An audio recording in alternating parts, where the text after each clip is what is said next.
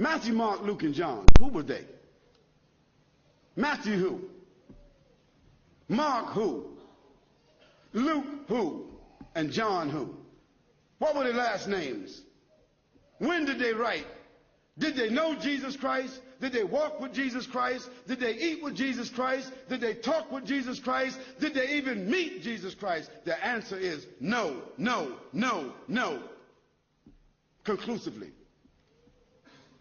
The earliest of them that wrote 40 years after Jesus Christ, so they never met him. The last of them wrote 80 years after Jesus Christ, never met him.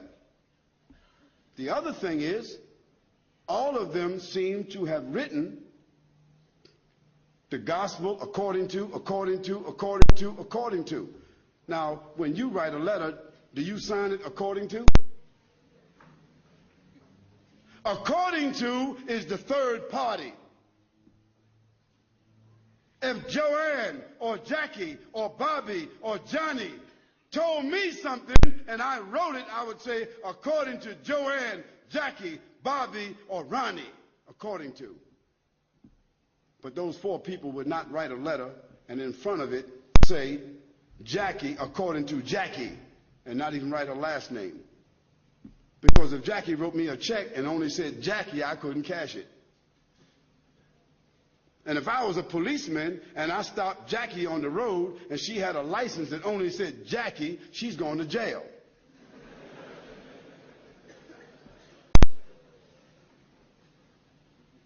Where in the world is a document with only one name of four different writers that did not meet the one whom they're writing about?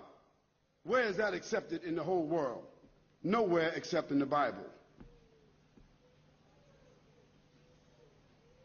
And the church fathers and the church writers and the Christian historians, they all agree that perhaps those four writers themselves were only pen names. Because a writer would not write his first name according to. And there's a great amount of suspicion that the man called Paul, Saul of Tarsus, that because he wrote all the books from Acts all the way to the end of the New Testament, how many books is that? How many? 16, 15, 17, 19?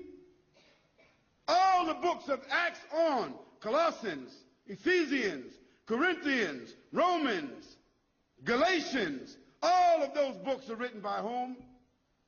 Paul, Saul of Tarsus, another man who never walked, who never talked, who never met, who never ate, who never prayed, who never knew Jesus Christ. Isn't that something? Now here we find four writers and another one between them that wrote all the New Testament books that never talked, never walked, never ate, never prayed, never met the man called Jesus Christ. Yet in their words, the first mentioning of the Trinity came from where? From Jesus or from them? The first mentioning of Jesus being divine, a man God, came from whom? From them. The first mentioning that Jesus is the Son of God came from whom? From them.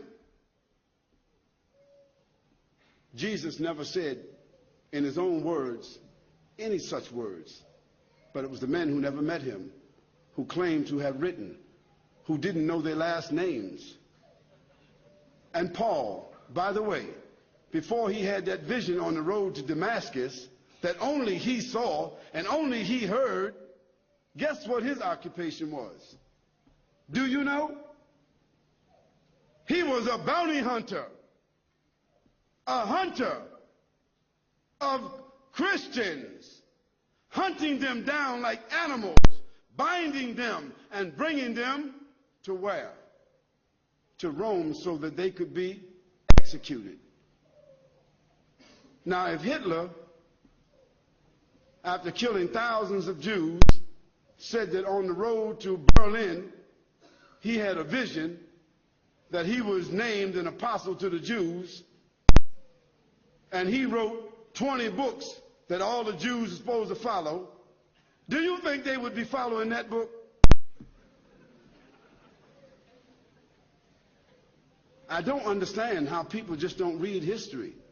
This is not what Khalid said, so don't get angry with me.